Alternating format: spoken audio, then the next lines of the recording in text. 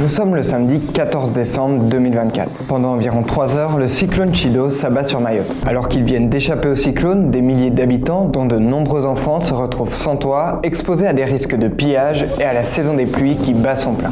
Au fil des semaines, des habitants tentent de dégager leur maison et de commencer les réparations, parfois avec l'aide d'ONG ou d'architectes mobilisés. Dans les zones formées, la reconstruction est aussi difficile pour certaines familles. Un des problèmes, c'est que financer ce type de travaux, ça a un coût. Là, il faut donner un peu de contexte. À Mayotte, colonie française progressivement devenue département, 77% de la population vit sous le seuil de pauvreté. Certains ménages remboursent encore le prêt qui a permis de construire leur maison. Du coup, voilà, c'est quand même double peine. Il faut savoir qu'il existe environ 6% de logements sur l'île qui sont assurés. Du coup, très peu de familles ont pu bénéficier d'une aide d'assurance. Pour faciliter la reconstruction, le 13 février 2025, une loi d'urgence simplifie plusieurs règles d'urbanisme. Et en mai, le gouvernement annonce le lancement d'un taux zéro sur des prêts sous les 50 000 € pour les habitants qui ont besoin de reconstruire leur logement.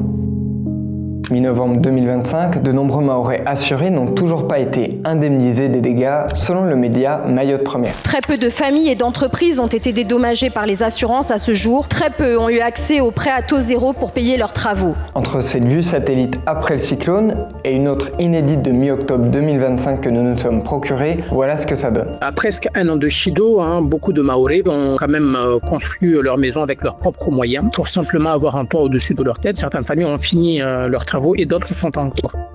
D'autres restent endommagés, en travaux ou alors reconstruits de manière temporaire avec des bâches par exemple. Et ça alors même que Mayotte entre dans une nouvelle saison des pluies.